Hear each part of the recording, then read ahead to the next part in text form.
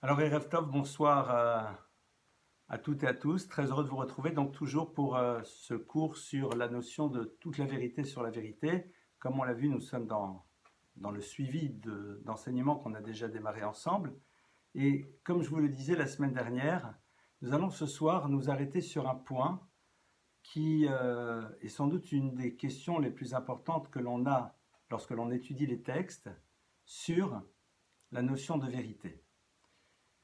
En effet, on sait que nous avons dans la tradition juive ce que l'on appelle les piliers du peuple d'Israël. Je vous prie de m'excuser. Les piliers du peuple juif sont ce que l'on appelle Avot et Imahot, c'est-à-dire les patriarches et les matriarches. Les patriarches, les matriarches qui sont à l'origine de notre histoire, avec 3 patriarches, 4 matriarches, Abraham, Yitzhak, Yaakov, Sarah, Rivka, Rachel et Léa au niveau des épouses. Et chacun des patriarches va incarner quelque chose de très particulier, c'est-à-dire une dimension spécifique qui va le caractériser et qui quelque part sera source d'inspiration pour la totalité du peuple juif et au-delà bien sûr, pourquoi pas pour l'humanité tout entière. Le premier d'entre eux, c'est Abraham. Vous savez que Abraham a été celui qui a su non seulement reconnaître la présence d'un créateur dans l'univers, c'est-à-dire de celui qui est arrivé à la conclusion que tout être créé révèle un créateur, il est celui non seulement qui est arrivé à cette conclusion, mais qui a essayé de faire en telle sorte que cette notion-là soit présente dans l'univers. Abraham a cherché à convaincre, à partager, à faire découvrir que la vie était porteuse de sens et qu'en tant qu'être créé, nous avions donc chacune et chacun d'entre nous une mission à remplir à l'intérieur de notre existence. Ce désir qu'a eu Abraham de partager, il est l'expression de sa qualité première, qui est celle du chesed, c'est-à-dire du don de l'altérité. Abraham a cette conviction profondément ancrée en lui, qu'il y a un créateur de l'univers et que le but de la création, c'est que l'être créé retrouve son créateur. Et qu'à partir de cela, il essaye de s'interroger sur le sens de sa vie et sur ce qu'il doit réaliser à l'intérieur de celle-ci. Mais Abraham, je ne comprends pas.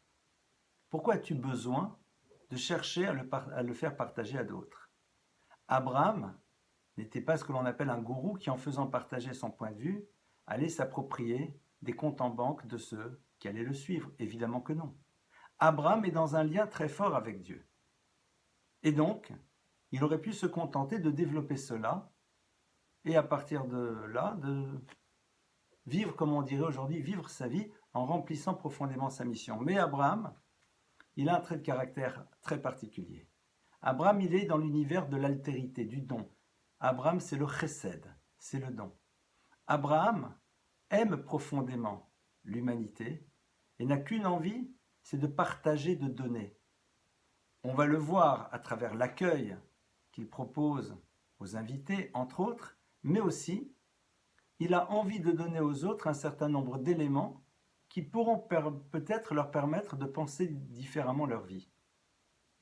Ça, c'est l'expression du chesed, du don, et qui va s'exprimer dans tous les domaines. Parce que vous savez que donner, ce n'est pas juste apporter à l'autre une réponse à un besoin matériel, c'est aussi proposer à l'autre de se remplir de ce que j'appellerais le monde, de se remplir de spiritualité pour que sa vie véritablement soit un réel bonheur, parce qu'il nourrit l'intégralité de lui-même. Certains suivront Abraham, d'autres non, mais concrètement c'est ce qu'Abraham va faire. Et on va voir tout au long de sa vie qu'Abraham est chesed, il est don, absolu, extraordinaire. Nous allons avoir derrière lui quelqu'un qui s'appelle Isaac, Yitzhak, c'est son fils. Et Yitzhak, lui, va avoir une autre caractéristique, celle qu'on appelle Gvura, la puissance, Din, la rigueur. Il va être l'expression du principe d'exigence absolue par rapport à lui-même. Et évidemment, il inscrit cela à l'intérieur, j'ai envie de dire, du patrimoine génétique spirituel du peuple juif, qui au passage est ouvert à tout le monde, puisque toute personne qui s'inscrit dans le peuple d'Israël à travers une démarche de conversion authentique et sincère, eh bien quelque part se retrouve entre guillemets à hériter de ce patrimoine génétique spirituel et qui au fond fait partie de tous ceux qui veulent adhérer à ce message de la Torah. Yitzhak donc, il est la rigueur, il est l'exigence. Il est celui qui attend quelque chose de lui-même et il introduit cette notion dans l'univers. Très bien. Il y en a un troisième. Et ce troisième, c'est qui? C'est Yaakov, Jacob. Et qu'est-ce que Yaakov incarne comme valeur?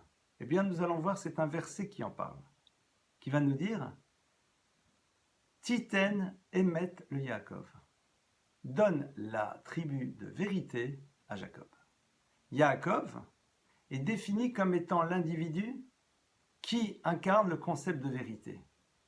Et là, brusquement, vous sautez en l'air. Pourquoi vous sautez en l'air? Parce que vous avez lu le texte de la Torah de la Bible. Et vous vous rappelez de certains épisodes qui concernent justement Yaakov.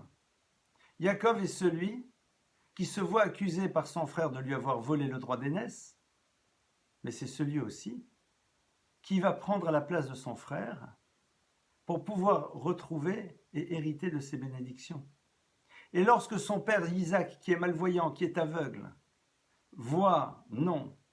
entend arriver un de ses enfants, et qu'il pense que c'est Ésaü, Esav, son premier fils, qui est là comme il le lui a demandé, Jacob n'aura aucun problème à dire à son père, « Je suis Esav, ton aîné ». Et donc, de manière très claire, il y a ici quelque chose qui s'appelle, en tout cas, dans notre vision des choses, un mensonge. Or, nous disons que Jacob est l'attribut de vérité.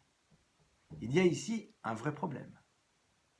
Que l'on définit Jacob comme étant l'attribut de la bonté, de la gentillesse, de ce que vous voulez, il y a tellement d'attributs différents. Mais vérité. Or, on nous dit c'est Yaakov qui est l'attribut de la vérité, il est justement l'expression de l'accomplissement absolu de ce concept de vérité, alors qu'il est celui qui, dans le texte, est accusé d'être quelqu'un de mensonger par son frère, dans le fameux épisode de la vente du droit d'aînesse contre le plat de lentilles, et, plus encore, semble apparaître de manière claire dans le verset comme étant quelqu'un qui ment à son père, et ce, de manière indubitable. Donc on va devoir maintenant essayer de comprendre et de découvrir quelque chose dans cet univers de la vérité à travers justement ce texte qui nous parle de Yaakov. Le verset de la Torah, comment va-t-il appeler Jacob? Le verset dont j'ai parlé précédemment est un verset qui se trouve dans les Nevim et Ktuvim, c'est-à-dire dans les prophètes et hagiographes, Titan Emet le Yaakov. Mais quand la Torah nous parle de Jacob, qu'est-ce qu'elle nous en dit en premier lieu? Elle nous dit « Veyaakov ish tam yoshev ohalim » que Jacob était ish tam, un individu que l'on appellerait aujourd'hui simple, mais je préfère traduire par intègre, Yoshev Ohalim qui était installé dans les tentes. De quoi parle-t-on? On est dans le moment où on décrit les deux frères. Rappelons-nous que nous avons deux frères jumeaux, Jacob et Esav, Yaakov et Ésaü. Jacob et Ésaü, pardonnez-moi, Yaakov et Esav. D'accord? Comme ça on fait chaque fois. Et donc, le texte nous dit à propos d'Esav, Vayehi Esav ish yodeat saïd ish sadeh. Esav fut un individu qui savait aller à la chasse, un homme des champs. Yaakov ishtam, et Yaakov était un garçon, un homme intègre. Yoshev Ohalim installé dans la tente. Et nos maîtres de dire que Esav est ish yodeat saïd, chez Yodea latsud briotav, c'est quelqu'un qui est un chasseur, non pas juste qu'il est capable de tirer des flèches sur des animaux, mais qu'il sait aussi capturer les gens avec son langage. Il est quelqu'un qui, en effet, sait séduire avec les mots pour pouvoir obtenir ce qu'il désire. Intéressant. Stratégie d'une parole politique pour arriver à ses fins. Et de l'autre côté, Yaakov est l'homme tam, intègre, et qui est installé dans l'attente. Et ici, nous parlons de l'attente de l'étude de la Torah. Pourquoi on parle de l'attente? Parce qu'il faut savoir que l'étude de la Torah n'est pas contingente à un lieu. Et donc, c'est la raison pour laquelle, quand on parle du lieu de l'étude, on parle de Ohel, pour bien montrer que l'étude n'a pas besoin d'un cadre particulier pour exister, elle est présente partout, du moins là on décide de la développer. Alors, ici, puisque vous savez que notre réflexion est basée sur le Siftei Chaim de Rav Chaim Friedlander, eh bien, le texte nous dit que Yaakov Ishtam. Ça veut dire quoi? Cette notion-là de Ishtam, c'est-à-dire, regardez ce que va traduire le Targum. Le Targum, c'est la traduction araméenne du texte. Il va nous dire Ishtam, un homme simple ou intègre, Gavar Shelim, quelqu'un qui était complet, qui était en pleine harmonie, c'est-à-dire une personne à qui, a priori, rien ne manquait. Alors, évidemment, il y a un problème. C'est que tu ne peux pas parler de shlemut, d'harmonie pleine et entière, si cette dimension de vérité n'est pas présente chez lui. C'est-à-dire, si vous dites, quelqu'un, il est dans une forme de perfection, mais qu'en même temps vous découvrez que c'est un menteur, on ne parle pas de perfection. Or, ici, on semble dire, enfin le verset dit, shalim, shalem, dans la complétude, dans une forme de perfection. Donc, ça augmente encore plus notre difficulté, c'est que le Targum semble insister sur le fait qu'il y a ici une perfection chez quelqu'un qui manifestement s'est retrouvé dans une parole qui est mensongère. Et Rashi sur place, le célèbre commentateur, va nous dire la chose suivante. Tam, un homme intègre, je lis, que libo ken piv, c'est-à-dire que sa bouche était en phase parfaite avec ce qu'il ressentait dans son cœur. Traduction, il était quelqu'un de limpide, de transparent. Il exprimait réellement ce qui se passait à l'intérieur de lui. Il n'était pas dans une parole A, alors qu'à l'intérieur de lui, il pensait B, à l'inverse de son frère, qui lui, au contraire, pensait A, il y avait une parole B pour pouvoir arriver à ses fins. Et qu'est-ce qui se passe? Yaakov, en plus, cherche à maintenir cette dimension en restant dans l'étude de la Torah. Essayons d'abord de comprendre pourquoi Yaakov est perçu comme étant quelqu'un dans la perfection alors que cette problématique de son mensonge est toujours présente. On va voir que lorsque Yaakov est en chemin, il va se retrouver un moment dans ce fameux rêve avec cette échelle qui monte, cette échelle, pardonnez-moi, qui est posée à terre, et comme dit le texte, des anges qui montent et qui descendent, et à ce moment-là, Dieu s'adresse à lui et lui promet entre autres la terre de Canaan qui deviendra la terre d'Israël.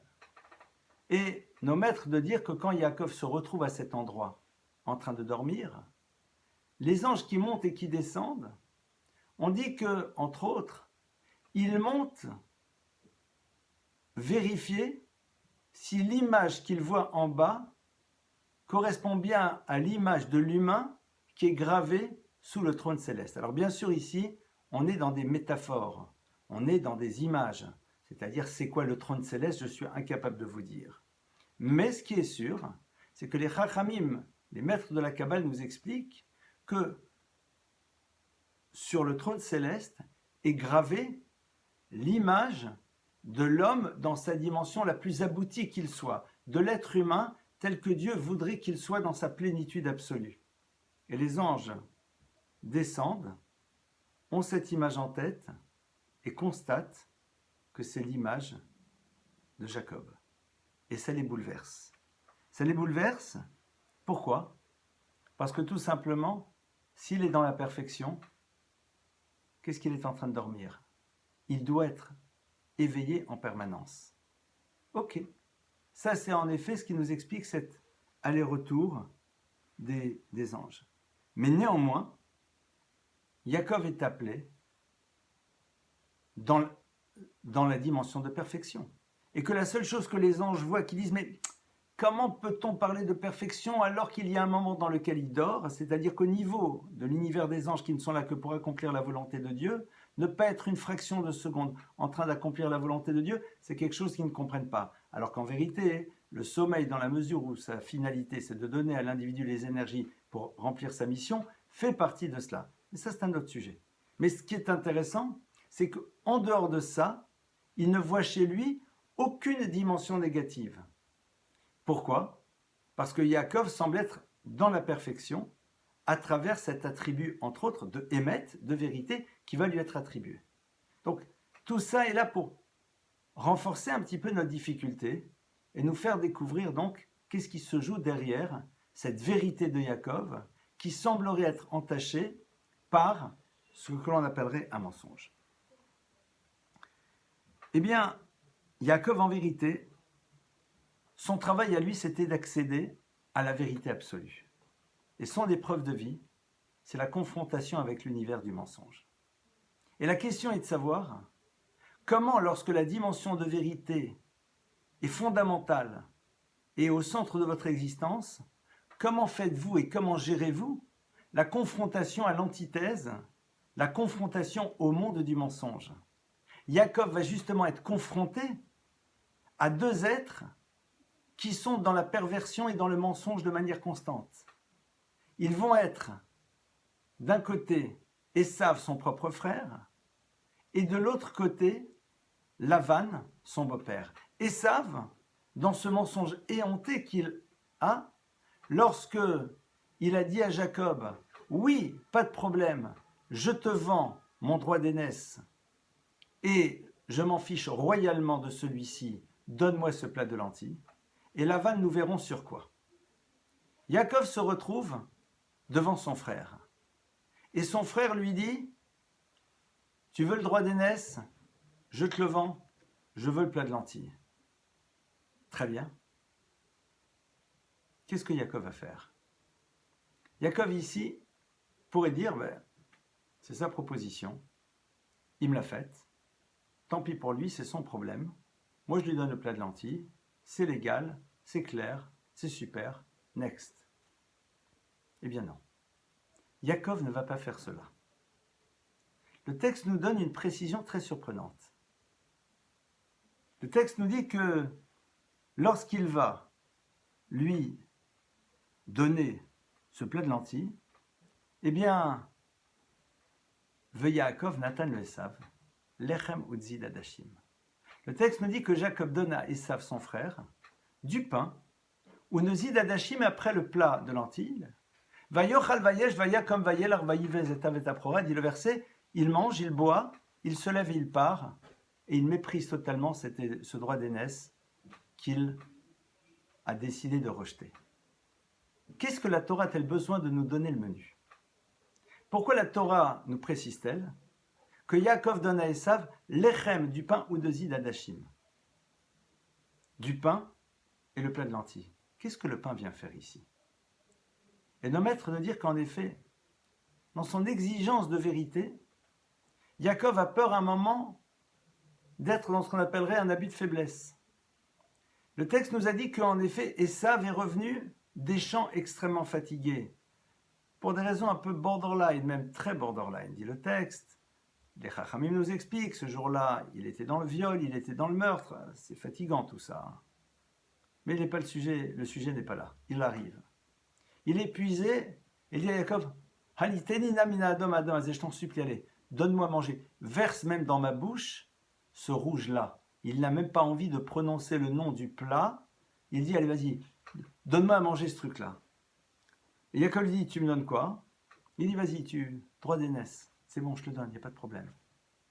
Yaakov ici se dit, mais au fond, peut-être qu'il y a abus de faiblesse.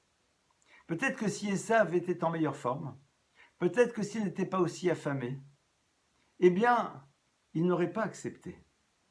Ai-je le droit de profiter éventuellement d'un moment de difficulté pour pouvoir obtenir quelque chose qui pour moi est fondateur, parce que le droit d'aînesse, c'est ce qui va amener Yaakov, en effet, à recevoir par la suite au niveau de ses descendants la Torah et tout ce qu'il y a derrière. Eh bien, Yaakov ne veut pas, d'une quelconque manière, profiter d'une éventuelle faiblesse de son frère. Et pourtant, celui-ci a jeté son droit d'aînesse en disant « mais je m'en moque, je m'en moque ». Yaakov dit « mais on n'en est pas sûr ».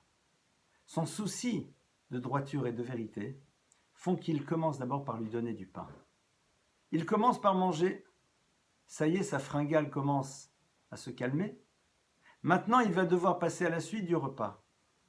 Il a le temps de se reprendre et de dire mais non, non, non, non, non, non, non, non, je veux le plat de lentilles, mais il va falloir qu'on fasse un autre deal. Je ne suis pas d'accord, c'est pas le droit d'aînesse.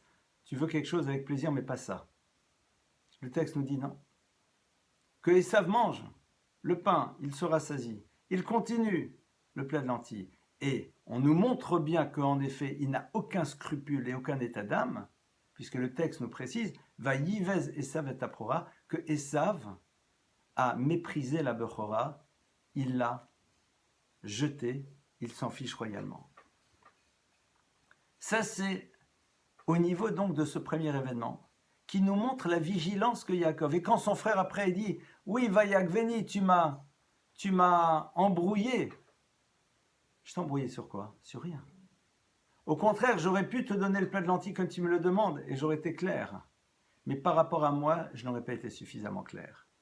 Le doute que j'ai serait resté. Et si Esav n'avait pas été affamé, de cette manière, est-ce qu'il me l'aurait vendu? Maintenant, je n'ai aucun doute, je me sens en paix avec moi-même totalement. Néanmoins, nous avons quand même le second événement qui est beaucoup plus complexe, dans lequel, en effet, rappelons-nous le scénario de l'histoire. Nous avons donc Isaac qui appelle son fils Esav et qui lui dit que voilà, il se fait extrêmement vieux, qu'il va partir de ce monde et qu'il veut le bénir, et lui demande de lui amener un plat à consommer avant de pouvoir le bénir. Évidemment, toute cette partie-là est passionnante, surtout si on regarde un petit peu l'enseignement des maîtres de la Kabbale, tout ce qui se joue, pourquoi il a besoin de manger, pourquoi il demande particulièrement ça. Et Esav part, évidemment, pour aller à la chasse et ramener à son père ce plat et se faire bénir. Rivka shomat, le texte nous dit, mais Rebecca écoute. Et Rivka appelle son fils et dit, Yaakov, il va falloir maintenant que tu rentres chez ton père et que tu fasses passer pour ton frère. Parce que c'est toi qui dois recevoir les bénédictions. Et Yaakov se tourne vers sa mère et lui dit, mais maman, comment puis-je faire une chose pareille? Mon père va découvrir, parce que même s'il ne voit plus, nous savons que Esav était un homme à la pilosité abondante, ce qui n'était pas le cas de Yaakov. Et Yaakov dit, il suffira que mon père cherche à me toucher les mains et les avant-bras, il se rendra parfaitement compte que ma peau est beaucoup plus beau avec une absence de pilosité, et donc il va me reconnaître. Et là, c'est dramatique. Elle dit, il n'y a pas de problème, je m'en occupe.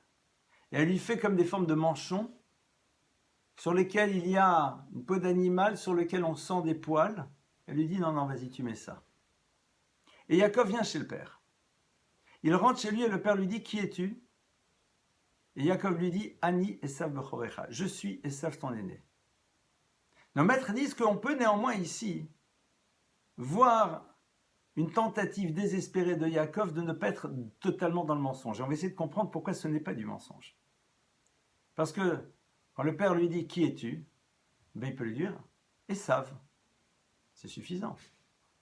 Qui est là? Esav. Il dit, je suis Esav Bechorecha. Et là, on peut mettre une virgule si on veut. On peut dire que Yaakov, à ce moment-là, pour ne pas être dans une parole totalement mensongère, va dire Ani, virgule, Esav Bechorecha. Qui est là? Moi, virgule, et ton aîné et Esav. Ça passe quand même, mais néanmoins, il y a quelque chose qui dérange. Et c'est là où, en effet, on va rentrer dans un concept qui va être fondamental.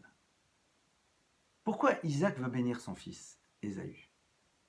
Esav veut le bénir parce qu'il connaît parfaitement son fils et il sait très bien que celui-ci a un appétit, une appétence énorme pour le monde de la matérialité. Esav est préoccupé par la matérialité. C'est quelque chose qui l'attire profondément. Yitzhak dit au fond, je vais le bénir. Qu'il ait du matériel encore et encore. Et lorsqu'il en aura, eh bien peut-être qu'à ce moment-là, il se tournera vers d'autres choses. Yitzhak connaît son fils Jacob. Il sait très bien que pour lui, le monde de la matérialité n'a pas de sens en tant que tel. Il n'est que le vecteur de ce qui permet à l'individu d'accéder au spirituel. Et donc il se dit, je n'ai pas besoin, voire même, ça risquerait d'altérer sa démarche spirituelle, qu'il est de la matérialité. Et donc il décide de le donner à Yitzhak. C'est sa conviction profonde. Il décide de donner la bénédiction, pardonnez-moi, à Ésaü. Rivka, et elle a raison, est là, et elle sait très bien qu'il y a ici une erreur. Elle sait qu'elle ne peut convaincre Yitzhak. Yitzhak est déjà dans une autre sphère. Il est celui quand même qui est monté comme sacrifice lors du fameux Akedat Yitzhak, au moment où en effet, eh bien, Abraham l'amène et que Dieu à la dernière minute va dire non, Abraham, ne l'égorge pas. Il a accédé, disent nos maîtres, à ce moment-là une dimension qui va au-delà de ce que l'on peut imaginer. Rivka ne tente pas ici la négociation avec Yitzhak. Rivka, qu'est-ce qu'elle fait? Elle va tout simplement amener Jacob à recevoir une bénédiction qu'il doit recevoir. Il doit la recevoir parce qu'en effet, elle sait très bien que le monde de la matière est nécessaire à Jacob, et plus encore, il saura quoi en faire. Esav ne sera pas lésé car il recevra lui aussi des bénédictions, évidemment. Puisque lorsqu'il arrivera chez son père et qu'il va découvrir la supercherie, à ce moment-là, il y a une parole très étonnante qui sort de la bouche d'Isaac. Il dit, mais qui est cet individu donc qui est venu réclamer les bénédictions? Donc ce n'est pas toi, Esav, c'est qui? Et Isaac de dire, Baricha bemirma. Ton frère est venu chez moi bemirma. De manière borderline, on dirait, mais de manière très intéressante. Nos maîtres traduisent Bochorma avec beaucoup d'intelligence. Il a pris les bénédictions, Gam Baruchiyeh, eh bien, que cette bénédiction puisse le concerner, et je ne la retire pas. Elle est là et elle restera pour lui. Yitzhak se retrouve à ce moment-là face au hurlement de Esav, qui dit, mais mon père, je t'en supplie, bénis-moi aussi. Et son père de lui dire, oui, je peux aussi te bénir, et il le bénit. En lui souhaitant aussi un certain nombre de choses dans le monde de la matière. On va s'arrêter donc sur ce terme, Bechorma, avec intelligence, avec subtilité. Yaakov, lorsque sa mère lui dit qu'il doit recevoir la bénédiction, c'est très bien qu'elle a raison. Maintenant, la question est de savoir comment va-t-il rester dans la vérité alors que là, il va dire quelque chose d'inexact. Il va donc tenter d'avoir une parole qui est la plus près, la plus proche d'une vérité, avec ces mots « Ani, je suis, virgule, moi » et virgule « et Esav est ton aîné », pour essayer de limiter au maximum des mots qui pourraient paraître mensongers. Mais au fond, on a ici la définition de ce qu'est la vérité. Vous allez me dire, mais comment est-il possible? Quand Rebecca dit à son fils, tu dois recevoir les bénédictions, disent nos maîtres qu'elle a une dimension de prophétie plus grande que son mari. Elle comprend parfaitement que la volonté divine, c'est que Jacob, qui va par la suite être à l'origine du peuple d'Israël, soit aussi dans le monde de la matérialité et qu'il en obtienne quelque chose d'important. Pourquoi? Parce qu'il va devoir élever ce monde de la matière à une dimension spirituelle. Donc en disant ce qu'elle dit, elle fait aboutir le projet divin. Et c'est la raison pour laquelle le mot émet, qui veut dire vérité, qui est constitué de 3 lettres, eh bien forme un autre mot. Aleph Mem Tav forme un autre mot. Et cet autre mot, c'est le mot Tohem, qui veut dire adéquation. Et ici, nous sommes en train de découvrir que pour la Torah, la vérité, c'est être en adéquation avec le projet divin et avec sa volonté. L'expression de cette vérité se retrouvera dans des situations dans lesquelles nous allons devoir nous poser la question, qu'est-ce que Dieu attend de moi maintenant? Et je vais vous poser une question très simple, que j'ai peut-être posée dans le cadre d'un autre cours, mais on revient. Imaginez-vous enseignant, avec face à vous deux couples de parents qui vont vous rencontrer l'un derrière l'autre et vont vous poser la même question, la même. Comment mon fils travaille-t-il? Comment cela se passe-t-il au niveau de la conduite en classe? Malheureusement, dans le cas des deux enfants, la réponse devra être plutôt négative. C'est-à-dire que dans le cas de ces deux enfants, eh bien, il faudra dire ben, ça ne va pas. Le travail, c'est très moyen, et la conduite, c'est encore pire. Au nom de la vérité, on doit dire les choses, n'est-ce pas? Mais il y a un bémol. C'est que même si vous utilisez toutes les circonvolutions du langage, eh bien, il va y avoir dans les deux cas une conséquence. Pour le groupe de parents numéro 1, elle sera extrêmement positive. Pour le groupe de parents numéro 2, ça peut être dramatique. Pour le groupe des parents numéro 1, le fait de leur dire, avec toutes les précautions d'usage, que leur enfant dysfonctionne, va amener à des progrès. Pourquoi? Parce que ce sont des parents qui ont décidé d'être intelligents et qui vont réfléchir, mais au fond, pourquoi notre enfant fait de telles bêtises? Qu'est-ce qui se passe? Ils vont peut-être même aller plus loin et se poser la question si l'enfant n'est pas le symptôme d'un syndrome. Et que le syndrome serait peut-être dans l'univers familial. Que l'origine de la bêtise de l'enfant en classe provient d'ailleurs, d'une difficulté qu'il vit peut-être à la maison et qu'il exprime de cette manière. C'est comme un petit peu, j'ai mal ici, mais en vérité, c'est cette dent-là qui a un problème. Le symptôme est là, le syndrome est ici. Dans ce cas-là, exprimer la réalité des choses telle qu'elle est porteur de sens. Dans le cas du groupe de parents numéro 2, c'est exactement le contraire. Si nous disons la vérité, l'enfant revient à l'école le lendemain avec un œil au beurre noir. Alors on fait quoi? Et c'est là on va découvrir à travers l'histoire de Jacob que justement, pour la Torah, la vérité ce n'est pas nécessairement exprimer en permanence la réalité des choses telles qu'elle est, mais s'interroger sur qu'est-ce que Dieu attend de nous et quelle est la finalité des choses. La question s'est posée de manière très claire pendant la guerre. Peux-tu me dire si tu caches des Juifs? Si la vérité c'est exprimer la réalité des choses de manière systématique, je me dois de le dire. Et si j'invente un système dans lequel je dis je mens, je me sens mal. Je mentirai sans doute. La Torah te dit ça ne s'appelle pas mentir. Tu es encore dans la vérité parce que tu t'inscris dans le projet divin qui veut que l'homme vive. Évidemment, les cas risquent d'être nombreux. Et à partir de là, les interrogations risquent d'être importantes. Ce n'est pas pour rien que nos maîtres disent dans le traité de Pirkei Avot, « Assez le harav, veistalek minasafek » fais-toi un maître et échappe-toi du doute. Le maître n'est pas là pour penser à ta place, mais il est là pour élaborer avec toi une réflexion et arriver à une conclusion dans ce type de cas. Est-ce que je dois dire ou je ne dois pas dire? Mais pourtant, on me demande de dire.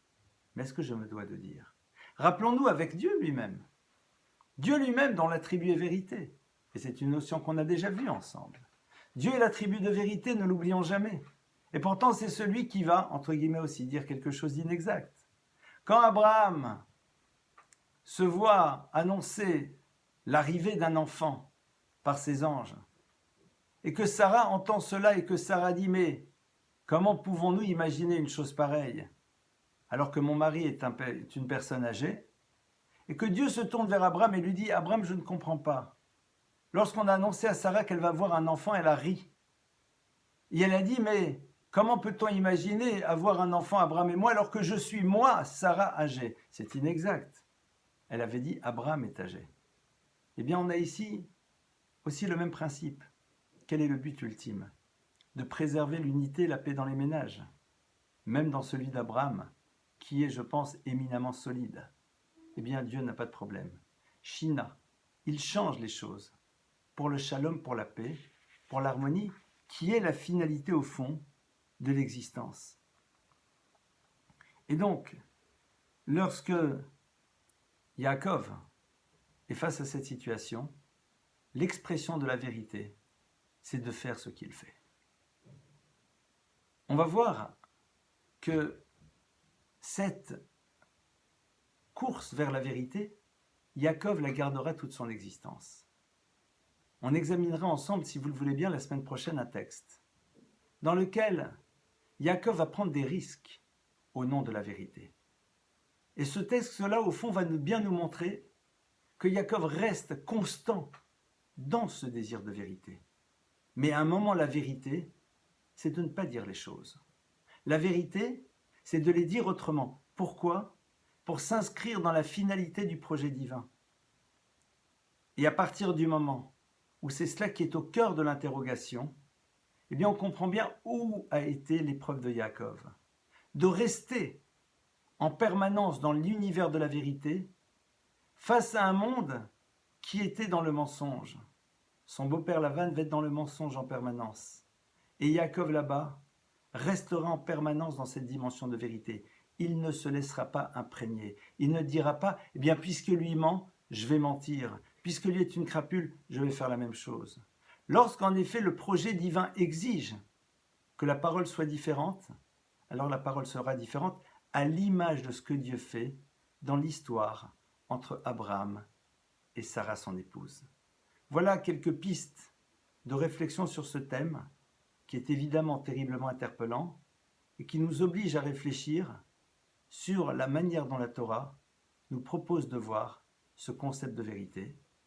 On se retrouve, Bezrat Hashem, la semaine prochaine pour continuer à avancer et à travers l'histoire de Jacob, voir jusqu'où va l'univers de la vérité.